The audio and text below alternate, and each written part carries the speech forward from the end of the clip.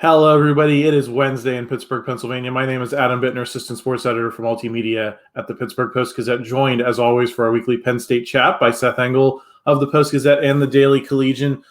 Seth, we're going to be issuing some grades today. It's going to be a report card for the coaches in each position group for the football team. Going down, did they succeed? Did they fail? As a group, we're going to go through all that. But how are you? I'm doing well. Yeah, it's trying to find as much as we can to talk about football right now, even though it's been a little quiet, for the first time, and what I think has been, maybe half a year at this point. But there's always something. So we're gonna find that today. I'm looking forward to kind of going through these report cards with you and some other stuff.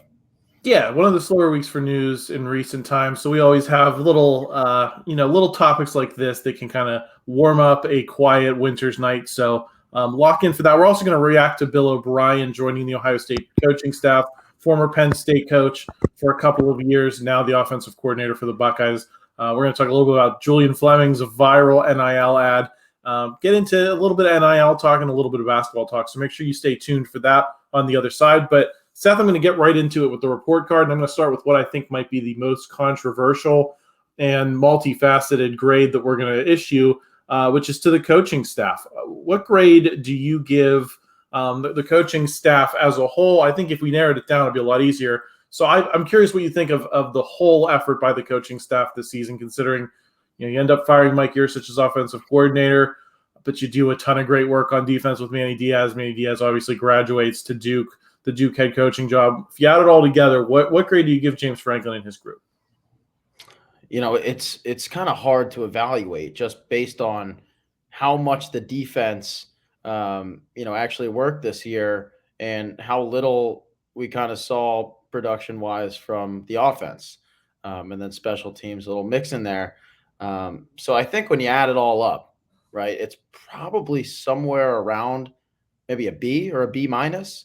Because I think you do have to give some props to special teams, and I think you got to give a ton of props to Manny Diaz in that defense. But the offense, and if I don't know if you want to break it all down from position group to position group, but it's skewed from offense to defense, obviously, just based on the fact that it was a generational defense, maybe one of the best in program history, and the offense in a year that Penn State was really trying to do something. Just couldn't pull through. Yeah, I think I'd give it a C. I'd probably give it closer to a C just because, I think you vastly underachieved on offense, right? And I think you expected the defense to be good, right? So maybe not quite as good as they were, maybe not quite as elite as they were for much of the season. But if you look at where the expectations were, I think you were expecting a solid defense. So in matching those expectations, you probably give them an A for that. And then on offense, I think you probably give it closer to a D. And I think that balances out maybe to a C, C plus, something like that.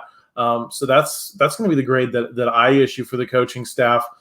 Maybe slightly negative on James Franklin as well, just because you were in those tight games, right? And they didn't make the adjustments to, kind of change things at the margins to kind of change the outcome. I don't give them a ton of credit for shutting out Michigan State, right? So that's why I think I'm probably slightly a little bit more negative than you, Seth, on that. You mentioned let's go position by position. Let's start with quarterback. What did you see from Drew Allar this season? Do you factor Beau Pribula and his development and the way he was able to contribute at times at all? I think I'd probably come in similar there, Seth. I had pretty high expectations for Drew Allar. He certainly did not meet them. He had his moments. I think he was pretty responsible with the football, so you got to give him high marks for that. But I think I might say, right on that borderline between a B and a C. Yeah, I'd have to agree with you. I would go like C plus with Allar, and you throw Pribula in the mix there too. But this was a guy who had high expectations and played really well in that West Virginia season opener. So it seemed as if, those expectations were going to kind of follow through, and it really kind of just fell apart, around midseason. When it got to that Ohio State game was when I really do think that, it started to get a little iffy for Allar and, the rest of that offense. But you also have to account for the fact that, he really didn't have that great of a receiving core this year for whatever reason, whether it was talent, whether it was coaching. And we talked about, that for since the summer. So, I do think that he does get credit for holding on to the football well. Only having a couple turnovers on the year, I think is really impressive, especially for a first-year starter, and doing it, under two different coordinators in the same season as a first-year starter, I think is difficult. And I think he was okay. I don't think he was great, and I don't even think he was Sean Clifford level. But he's young and developing, and we'll see how that kind of changes in that first year under a new offensive coordinator, Andy Kotelnicki. Yeah, I think the most disappointing thing, Seth, was his performance in the big games. I mean, that's going to be a recurring theme. Is those 3 games that really mattered? How well did he play?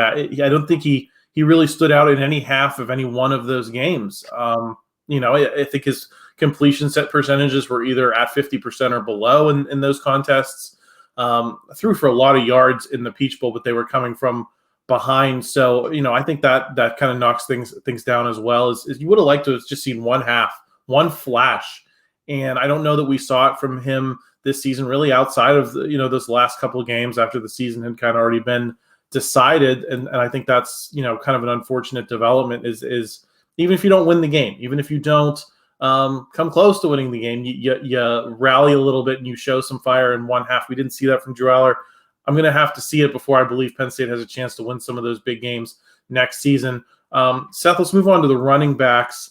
Again, I think a very mixed season. They really came on toward the end, but how many weeks did you and I sit here and talk about that long streak of no runs of 20-plus yards? The explosiveness was not there for long stretches. I think you and I agree that they're, if we were grading where they finished the season and how you're, looking toward 2024, how you feel about those two, I think you feel pretty good about Nick Singleton and Kaytron Allen, but I think on the whole, I think probably like a B- situation for them is what I'd say. Yeah, that's exactly what I had. This was a unit that was supposed to be an A+ group. This was a duo that was supposed to be among the best in the country, maybe the best in the country, and didn't really figure it out until, maybe Michigan State. That was the first game I really saw both of them, on the same field, kind of breaking out some big rushes and, also being a threat in the pass game. And that was far too late. That was the regular season finale. Kaytron Allen, I think, had a good year. I think he did what he was supposed to do. But, that duo is supposed to complement each other. So it's not supposed to work with one guy carrying the load and then the other, he sits back and he's just a regular backup running back. Like, it's supposed to be 2 starters. That's how James Franklin tells us every day. It's why he won't call one of them the starter and one of them not. It's a duo. But this year, Nick Singleton, who was supposed to be that lead back, even more so than Kaytron, he just didn't get it done. So for that reason, they're far out of the A threshold. That's definitely a B- for me.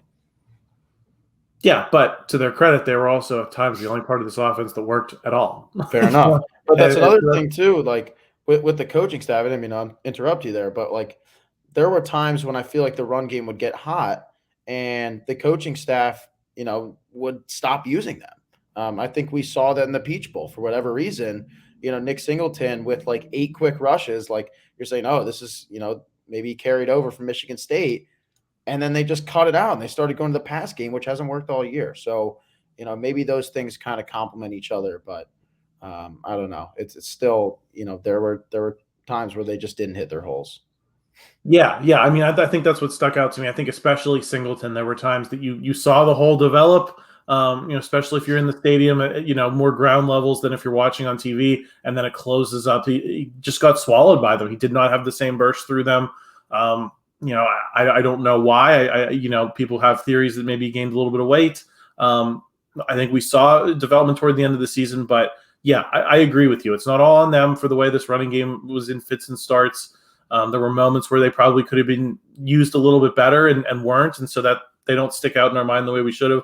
But there were definitely rushes that they both missed, and so that you've got to take some points off there. Seth, we're going to move to receivers. How bad is your grade for them? I'm going to go all the way and say F.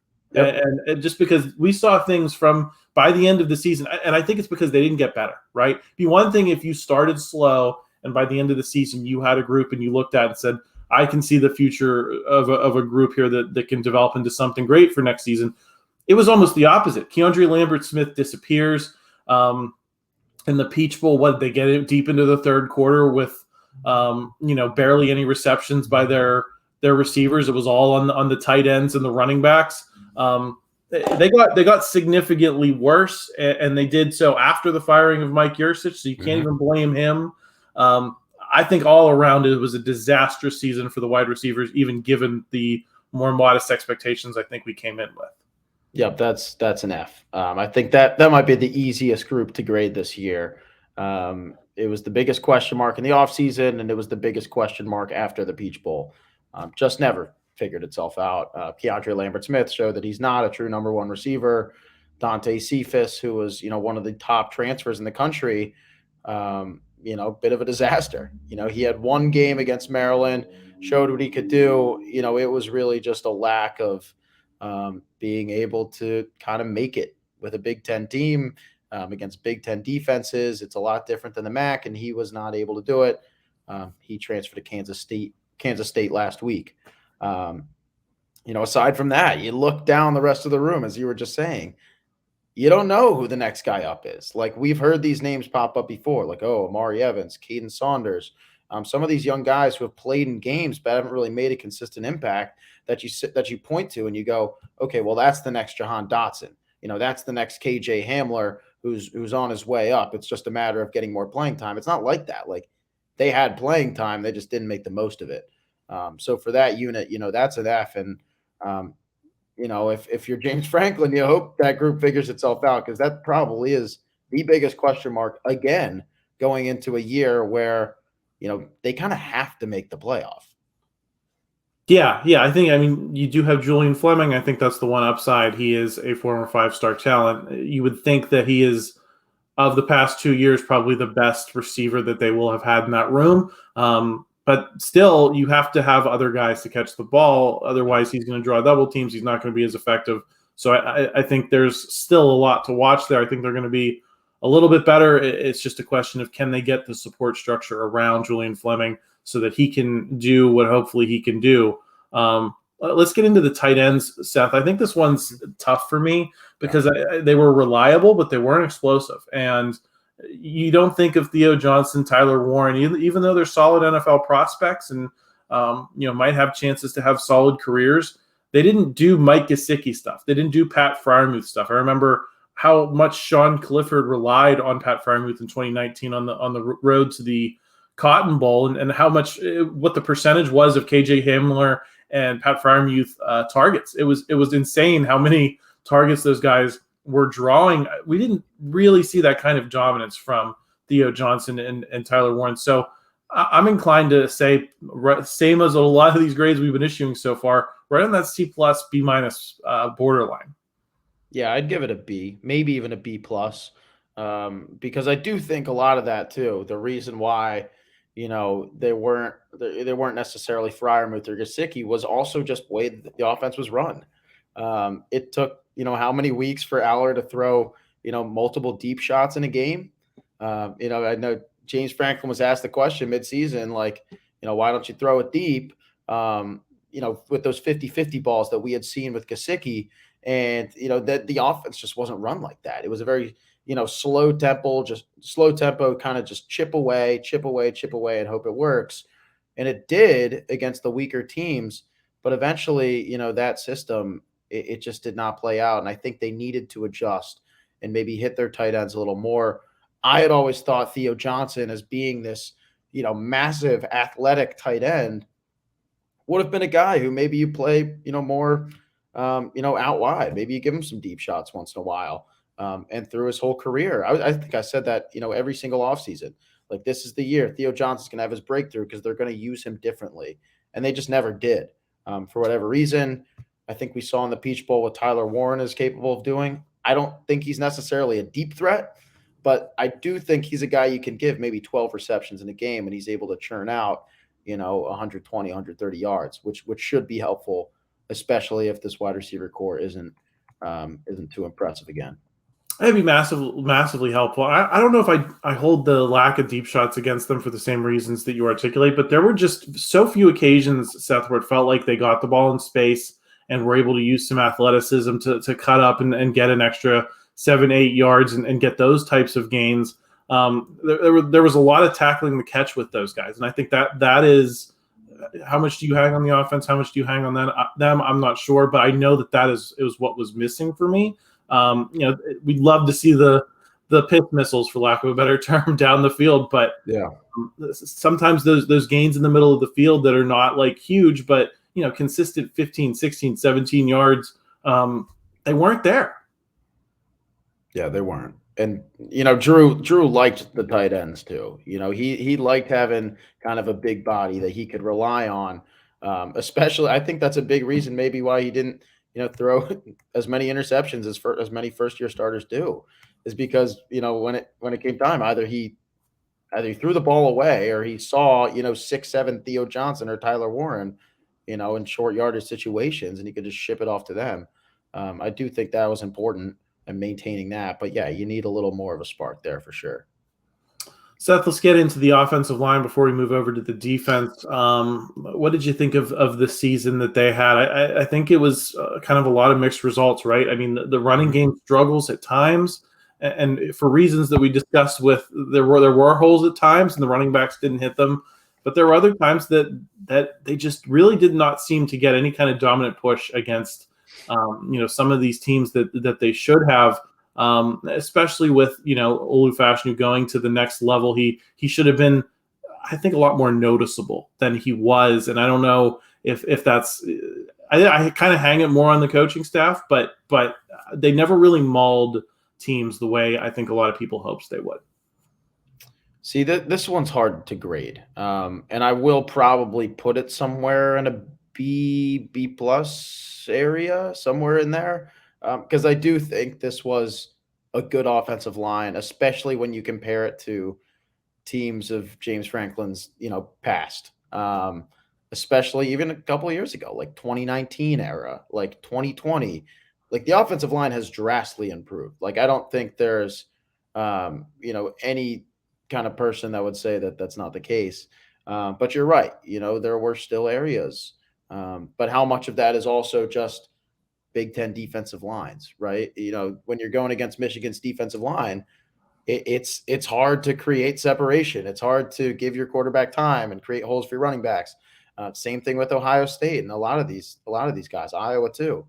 And I think they did a good job.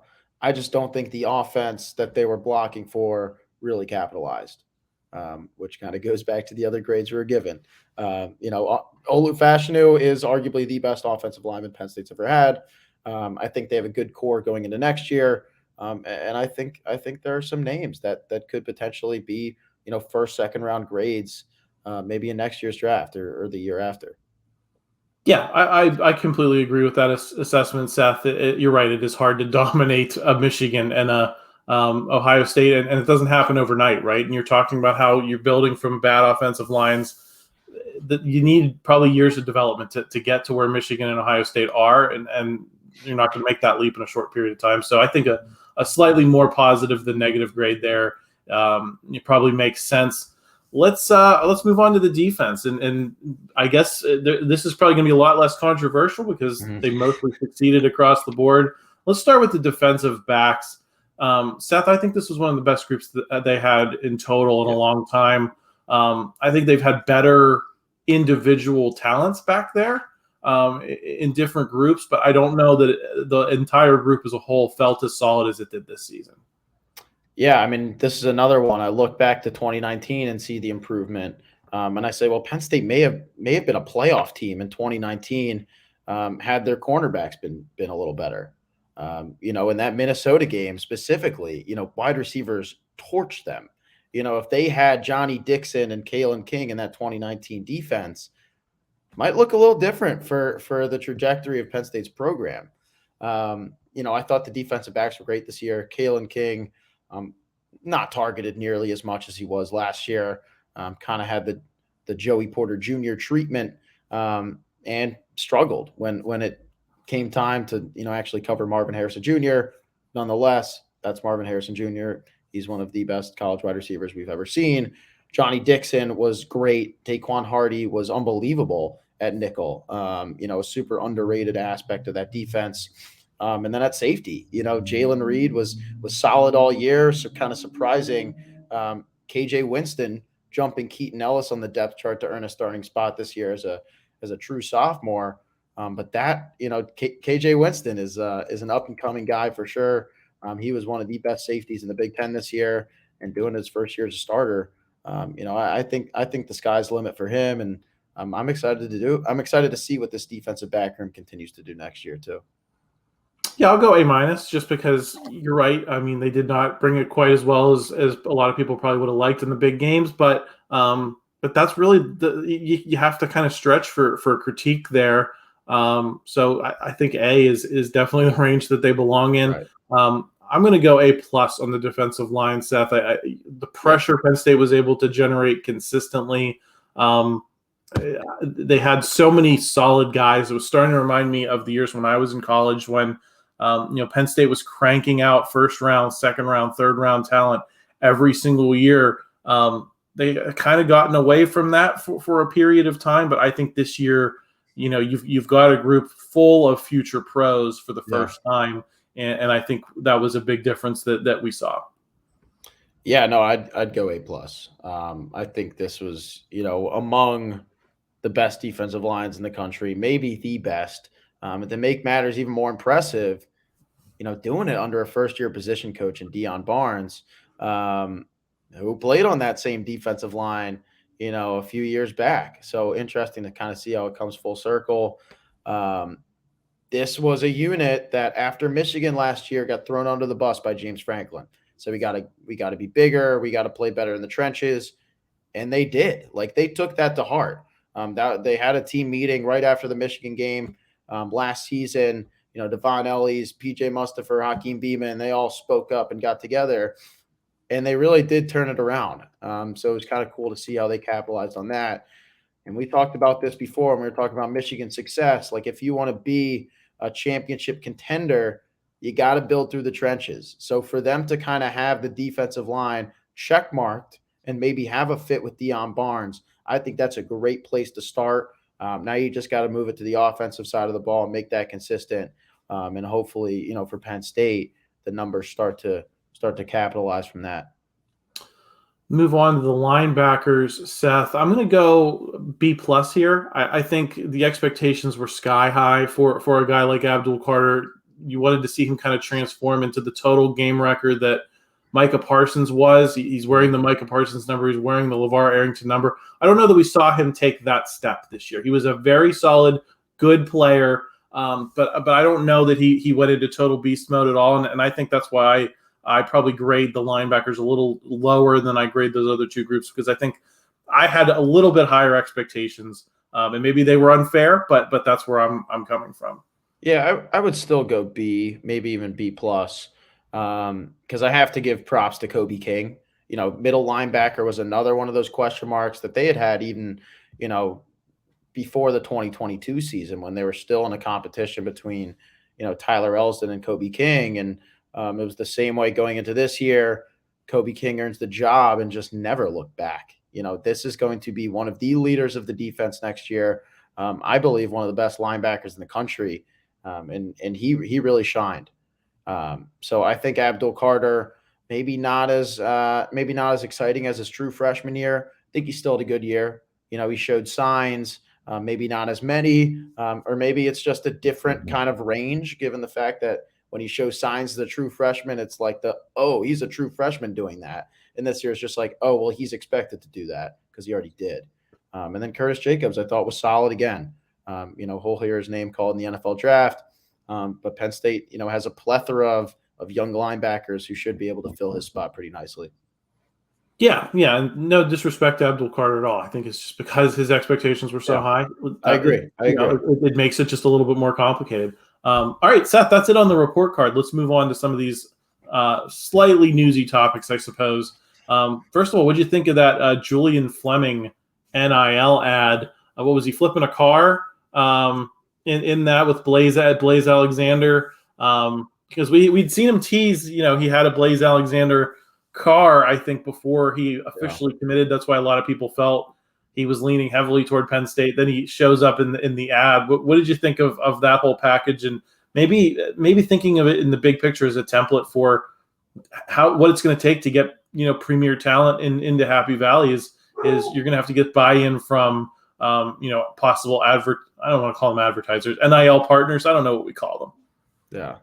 No, I mean, and Blaze has been, a direct partner of Penn State for how long? Like that's been their guy. So it's kind of interesting to see, that commercial was funny. It was only about 30 seconds long.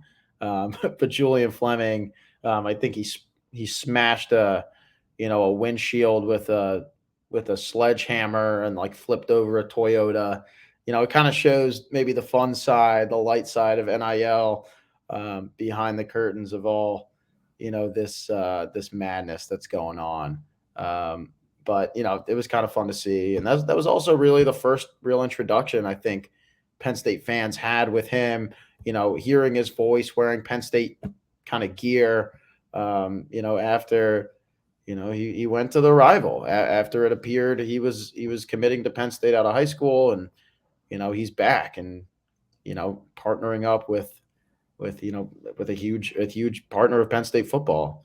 I think is a signal of this new era. Yeah, but what I was impressed by, Seth, was that, they found a way to go viral. They found a way to make that worthwhile to Blaze Alexander, right? I think the big concern was is NIL going to, like, how many guys can move the needle? How many guys can actually be worth it? And how much of this is just pay to play?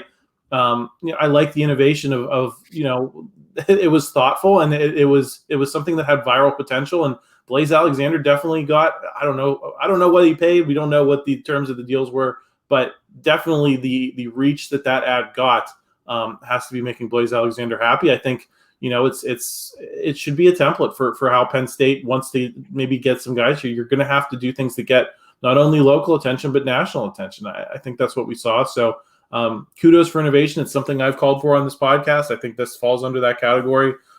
So high props to them for that. Seth, let's react to Bill O'Brien going to Ohio State. Boy, as someone who covered the Bill O'Brien teams at Penn State, he is so woven into the lore for, I think, a lot of particularly younger people, how he weathered that storm, right? And how he was kind of the rock on which this modern program was built on. I think lesser coaches going through that situation might have lost a lot more players. Might have lost the locker room at times when they didn't have as much talent as some of the teams that they played in 2012 and 2013. But he did the opposite. He brought players to Happy Valley when no one really wanted to play here. Christian Hackenberg, Adam Brenneman, their careers kind of didn't turn out the way a lot of people hoped. But, I always give Christian Hackenberg a lot of credit for, giving a lot of solid players permission to still come to Penn State, to still see something in this program. Bill O'Brien's tied to so much of that. And now he's going to be not just on another sideline, but the opposite sideline of a rival that Penn State has failed to get past for so many years. Just a really, I don't even know if it's bittersweet. I don't think that's the word. I think it's just kind of a bitter pill for Penn Staters to swallow, to see this guy that a lot of people feel really good about, now being the offensive coordinator for such a hated rival. Yeah, I don't think there's any question, the impact that Bill O'Brien has had on this program. There's a reason that it says 2012, in the stadium with all the, championship and undefeated seasons up there. That was a big deal. And I do think when Ohio State, comes to town on November 2nd, Penn State might want to think about doing something for him, because that's going to be his first game back, I believe, since he left for the Texans. So I think that would be, nice to do. I don't think there's too much bad blood. Bill O'Brien has given Penn State football enough, because I don't think that these days of even talking about, potentially making the playoffs, or being in New Year's Six bowls at a consistent rate, like, I don't think any of that was even in the thoughts of Penn State fans after the whole scandal in 2011, for Bill O'Brien to come in and really get that program back on the right path, I think has done enough. And, if he goes to Ohio State, that's kind of just the way the cookie crumbles. It's a job. He needed a job. And I think it's a good fit. I think it's going to be interesting, Seth, because I think there are a lot of younger people that have a lot of good feelings about Bill O'Brien. But I think there are a lot of older folks that looked at him as the guy who replaced Paterno and then left after 2 years, who was kind of disloyal. I think that's how the industry works these days. I accept that. I don't really hold that against him, but I think it'll be an interesting reaction. I think you'll have a lot of cheers, but I think you're going to have some boos too, especially because he's going to be there with Ohio State. It is going to be quite the interesting scene. It'll be interesting to see if they do honor him. I think they should. I agree with you. But Seth, it does need to be said that what's happened to Bill O'Brien in the decades since he was at Penn State has not always been positive.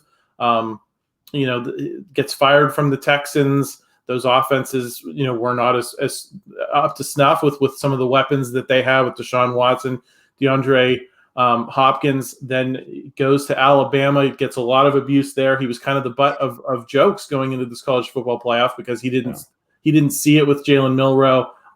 New England was obviously a disaster this season. That's not all his fault. I mean, I don't know what they really had to work with there, but it was not a solid. It's been several years since we've really seen Bill O'Brien kind of be at the top of his game.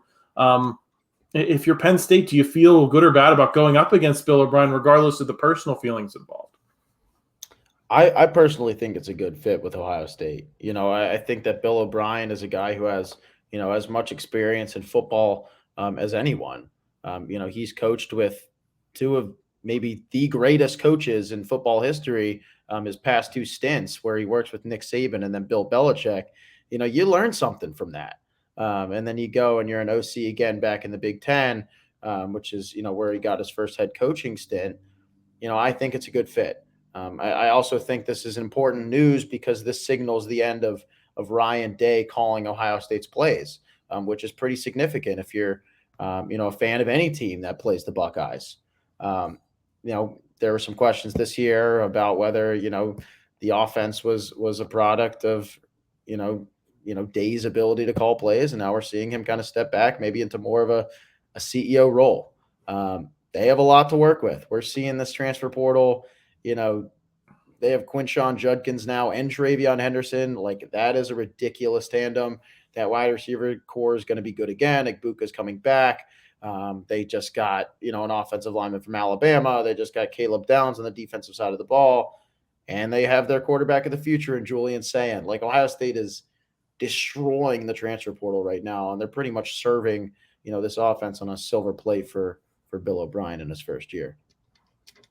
Yeah, I always say that Bill O'Brien's one of the smartest football coaches I've ever been around. And so obviously he has that Brown connection with Joe Paterno. A smart guy. Can he make it work with all of those weapons? We will see.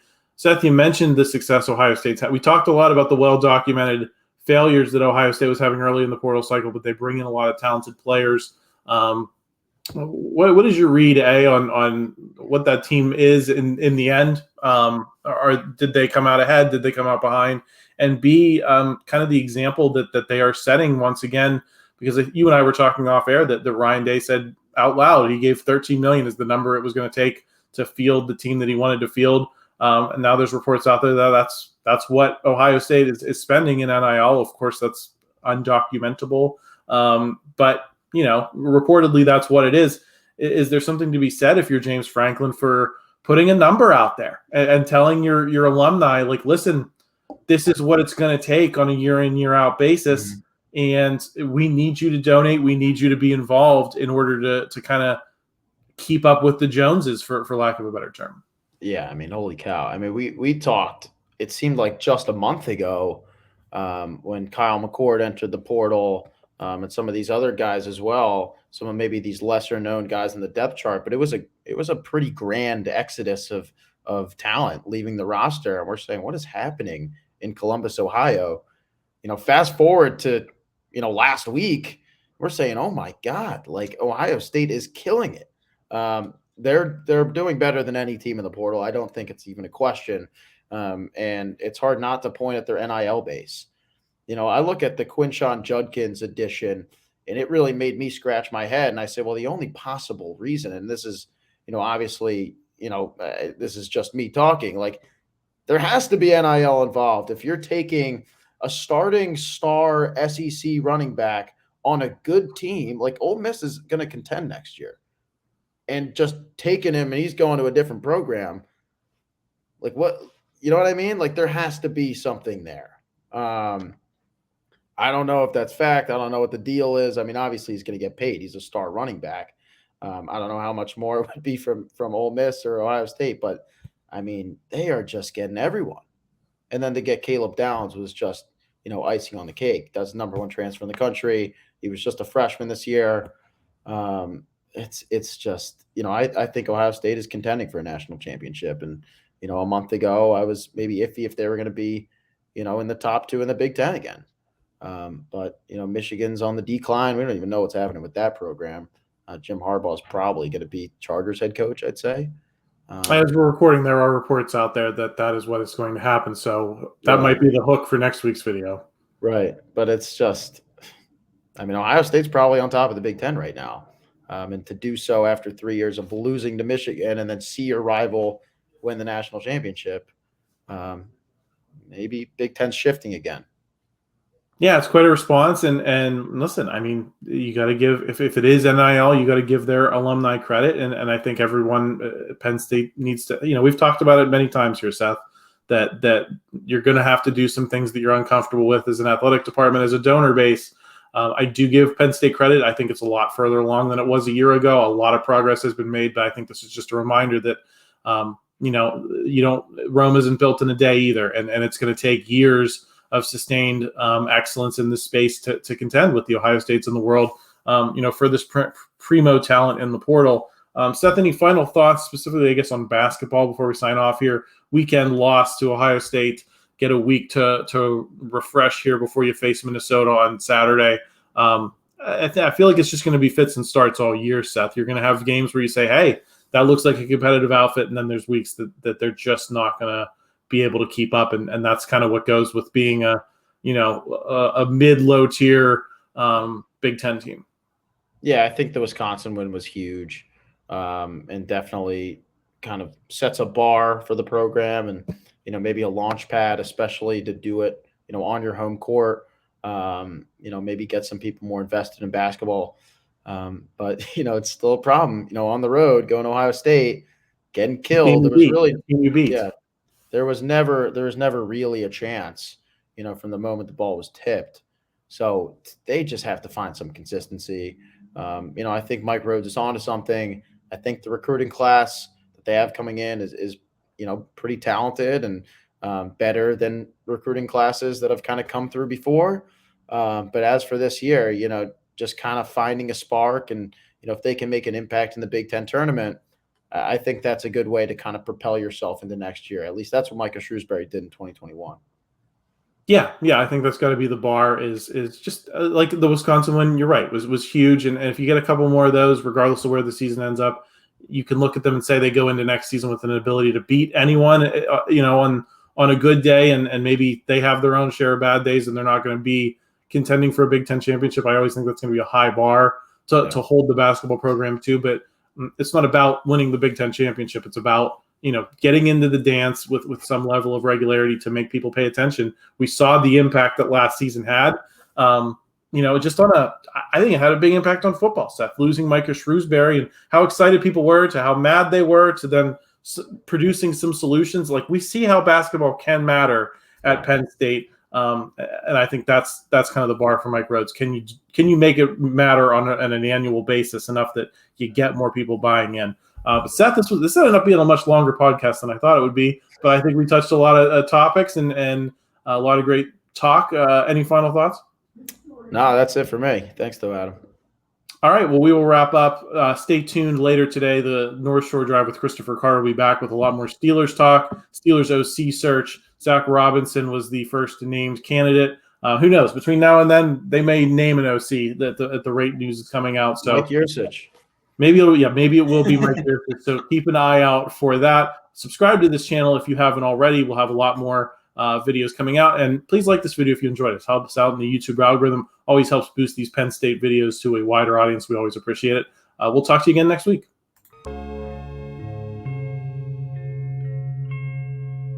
Thank you for checking out this content from Post-Gazette Sports. If you watch this video on YouTube, please like the video and subscribe to our channel. For all of the sports coverage the Post-Gazette has to offer, visit post-gazette.com.